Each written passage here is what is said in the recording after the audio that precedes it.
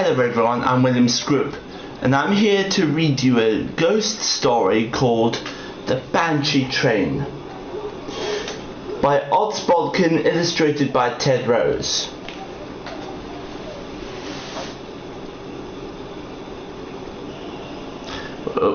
Please sit back and relax and for 10 minutes or so to read this. In the spring of 1929, a strange event took place in the mountains west of Denver, Colorado. Although train number 1 to Troublesome and Steamboat Springs was filled with passengers, the only 2 human beings who actually saw what happened were John Mercer, the train's engineer, and Michael O'Reilly, his fireman.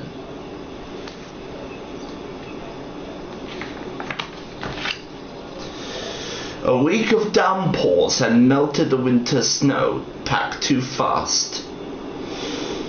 Torrents thunder in deep mountain gorges all along the Denver and Salt Lake line. Telegraph keys clicked out, "Danger!"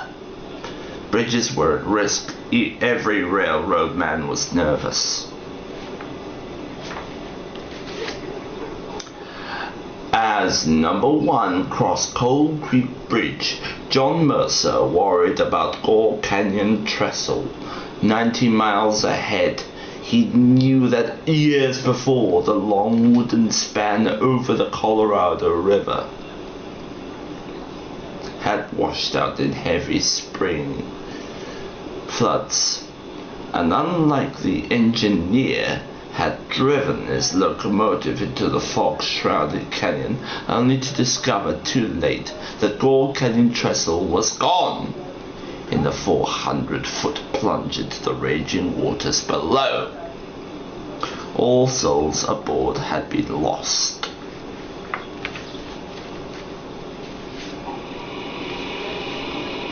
John Mercer worked his engines upgraded into a roaring darkness of the Moffat Tunnel. He had to yell to be heard. "We'll slow you up, rest the windy gap. I can check Gore Canyon Trestle from there before we cross." O'Reilly nodded and checked his steam pressure gauge. Suddenly, all by itself, Mercer's throttle swung to the off position with a thunk.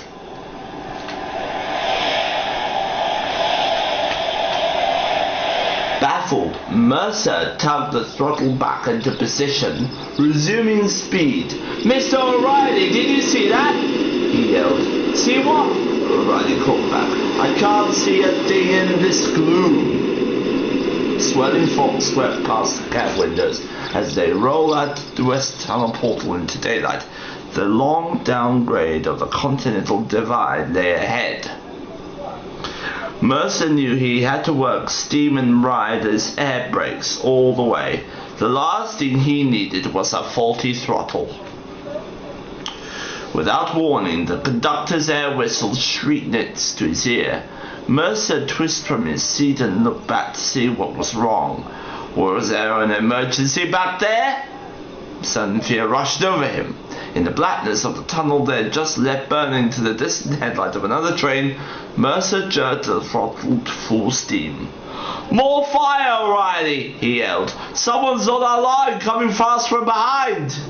O'Reilly began shoveling wildly. Mercer released gritty sand into the tracks beneath the wheels and felt his engine surge forward and gather speed down the grade.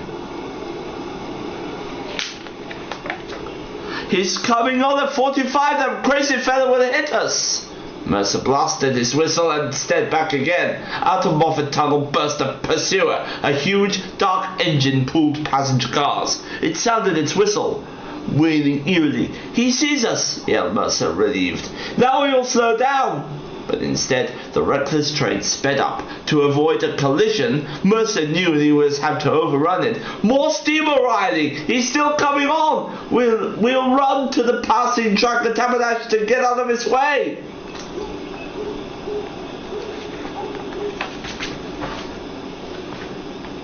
Barely able to hold his own against the wild locomotive, number 1 pounded through Fraser at 50 miles an hour. Ahead, around the sweeping curve, lay Tabernash and a passing track that could save them.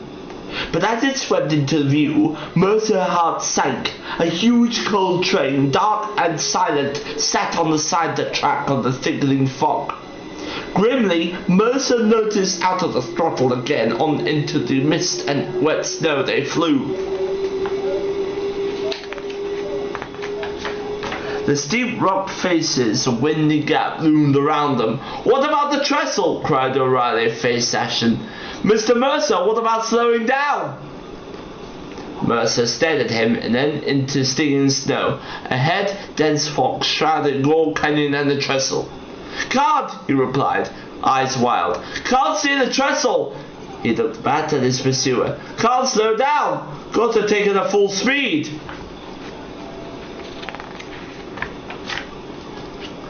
All at once the throttle jumped from his grip and thunked to off a second time.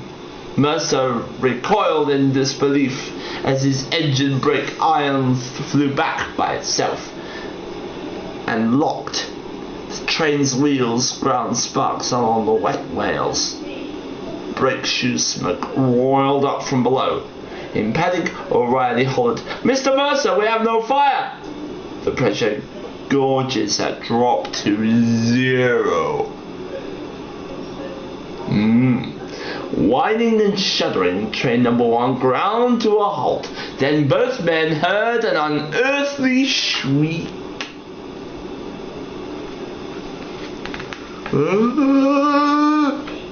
O'Reilly crept to the gangway and stared back.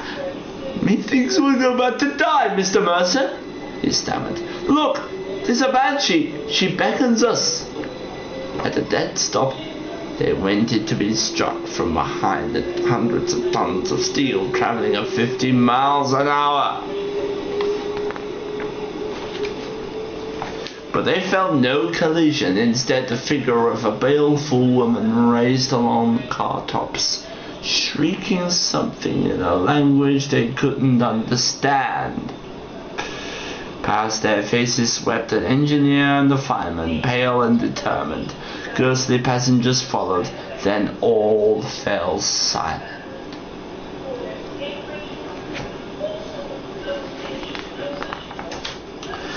The spectral train had vanished. All around Mercer and O'Reilly, their cab returned to life as pressure needles jumped and the brake iron clanged free.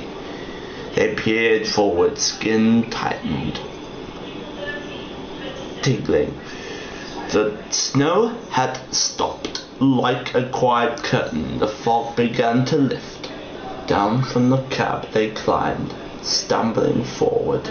In wonder they stared into Gore Canyon.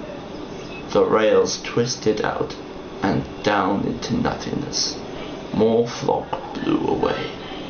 Gore Canyon trestle was completely gone.